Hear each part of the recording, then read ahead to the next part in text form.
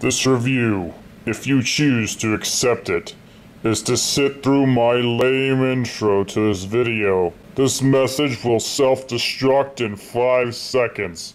5, 4, 3, 2, 1.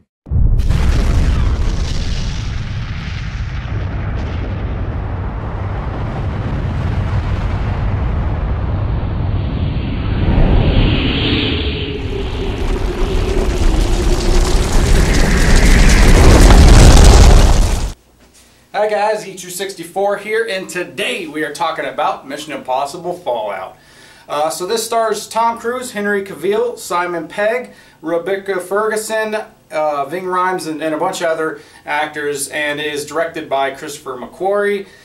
Christopher McQuarrie also directed the last entry into this franchise, Rogue Nation. And for those counting, this is the 6th Mission Impossible movie. With a 6th entry, you would expect that a franchise will begin losing steam, but not here. Every movie seems to improve on itself. And this movie had to be great in order for me to forgive them doing this to Superman. This baby mouth is the stuff of nightmares. This is like something straight out of Baby Geniuses. Millions of dollars, and we get this. Come on. For those unaware, Joss Whedon was brought in to do reshoots of a lot of Justice League, but Henry Cavill, who plays Superman, was already filming Fallout. He was under contract not to shave his mustache that he grew for his role in Mission Impossible Fallout. So DC filmed reshoots and then spent truckloads of money to digitally remove the stash in post-production. And as you can see, it didn't work. It's awful. I hate it. Anyway, back to Mission Impossible Fallout. So I was a big fan of the TV show when I was younger. I loved how all the members of this team had specific skills that helped the mission be accomplished.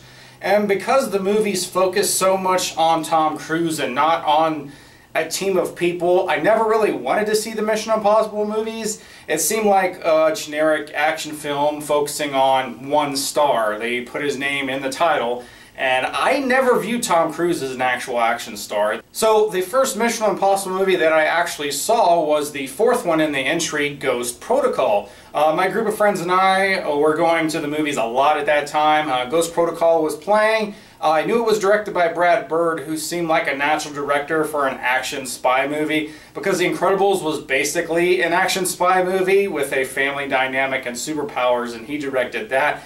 And I ended up loving Ghost Protocol. It had great practical action scenes that looked so great on a big screen, and I've enjoyed the series ever since. Fallout is arguably the best entry into the franchise.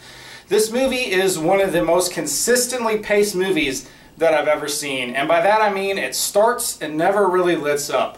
It very rarely gives you a chance to breathe. Action fills up most of the movie, and the action is interesting. The story is enough to keep you invested and keep that action on track, giving it some actual weight. Usually with a movie this long, I have to get up and use the bathroom because I get a large Coke and a popcorn every time because I'm an idiot and I don't realize I gotta use the bathroom by the end of 2 hours is up. My bladder was screaming during this movie because there was no good time to get up during this. There is no dull moment. Even when the action dies down and we get some dialogue, it isn't boring. It gives context to the constant action, and it's important to the plot. And the action is great. The bigger screen you get, the better. This is done with all practical effects and stunts. If there was CGI used, it was virtually unnoticeable, and I love that. Especially in this type of movie, practical effects make this movie stand out. It gives things actual weight.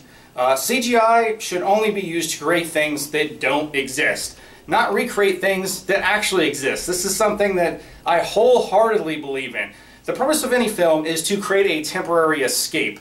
A world that we can enter into and be a part of for 2 hours. CGI is a great tool, but it's so overused these days that it just is distracting. Fallout, on the other hand, uses practical effects, great choreography, and great cinematography to get us into the action. I particularly love the helicopter scene. It was great. And with a larger screen, you're right there in the action. So some of the weaknesses here, it's the characters.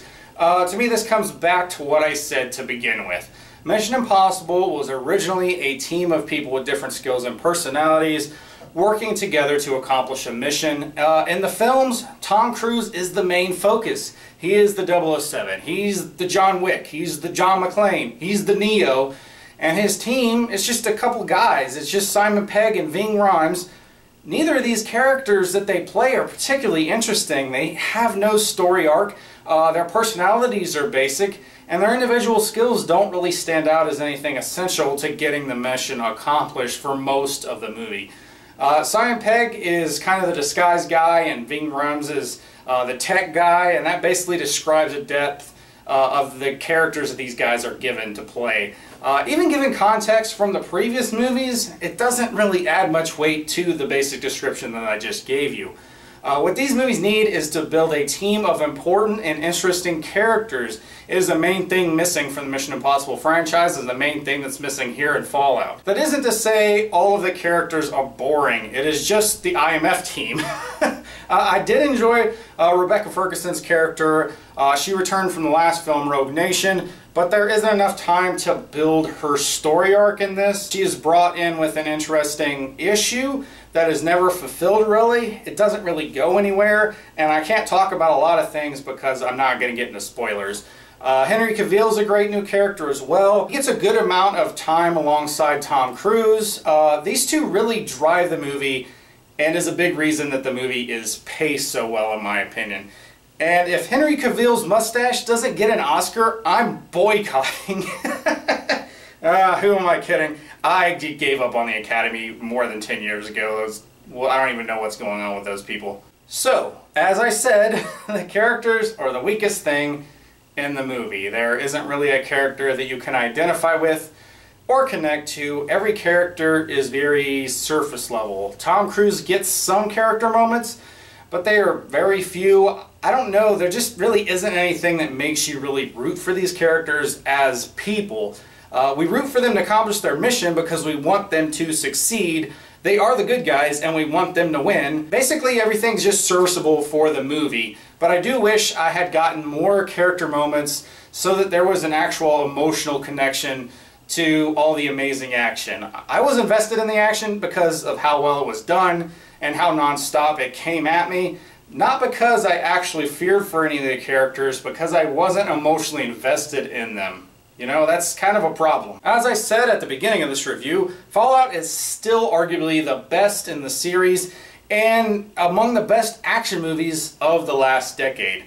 The characters are weak, but it's all made up for with solid screenplay and practical effects. Mission Impossible Fallout is going to get 8 Fallouts out of 10. If you like this video, please like and subscribe, or don't. I'm not a beggar. I'm Geek True 64. I'll always tell you the truth.